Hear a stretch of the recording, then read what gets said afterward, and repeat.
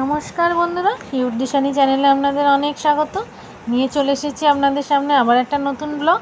তো আজকে হচ্ছে আমাদের বাড়িতে সত্যনারায়ণের সিন্নি দেওয়া হবে, সেই জন্য পুজোর প্রস্তুতি চলছে। সকালবেলা স্নান করে পুজোর জন্য প্রস্তুতি করছি। এখানে হচ্ছে সিংহাসনের ওপর মকাম দিচ্ছি, এগুলোকে আমরা মকাম বলি। এতে পান, সুপারি, কলা, একটা করে পৈতে, পয়সা, বাতাসা, সন্দেশ সব থাকে। এরকম 5টা মকাম তৈরি হয়েছে। আর মধ্যিখানে হচ্ছে আমাদের দেবতা লক্ষ্মীনারায়ণকে বসানো হবে।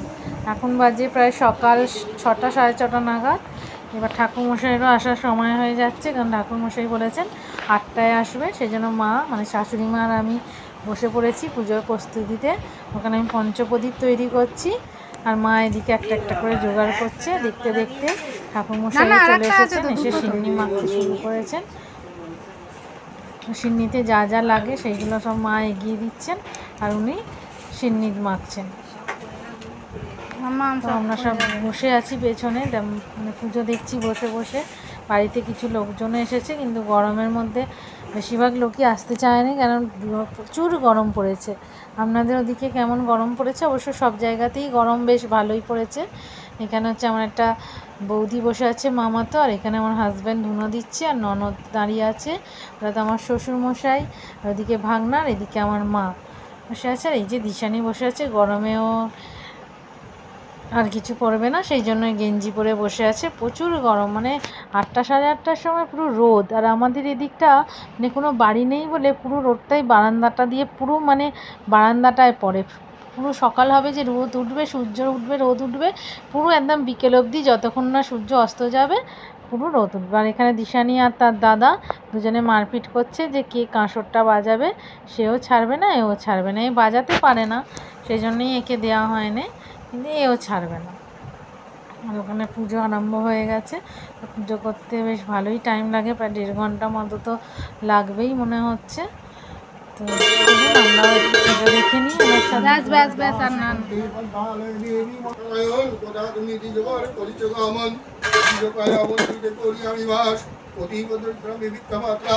ভিক্ষা করিলে যাই যাহা পাই ঘরে, তা পেট তবু নাই ঘরে।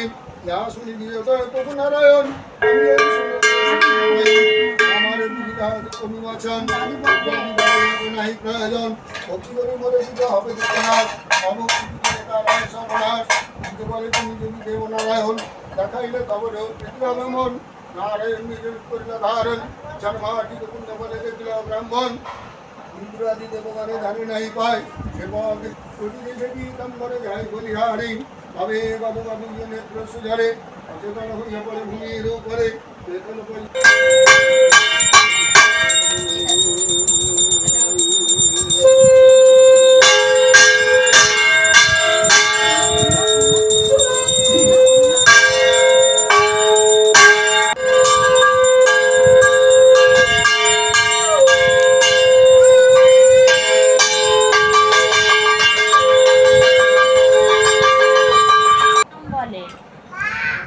পুজো শেষ হয়ে গেছে, এবার চলছে হোমের প্রস্তুতি।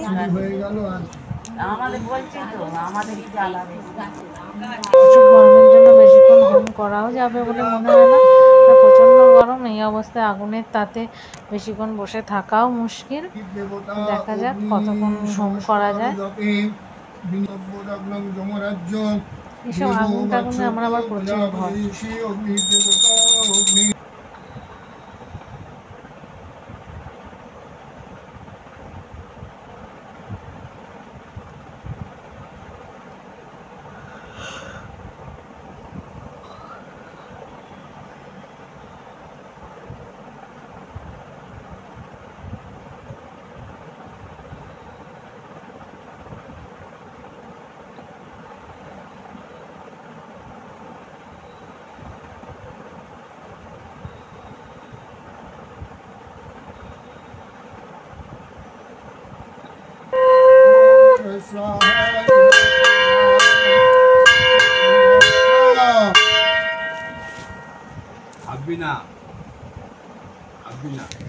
পুজো হতে থাক, পুজো শেষ হয়ে গেলে আবার ওদিকে রান্নার ব্যবস্থা করতে হবে।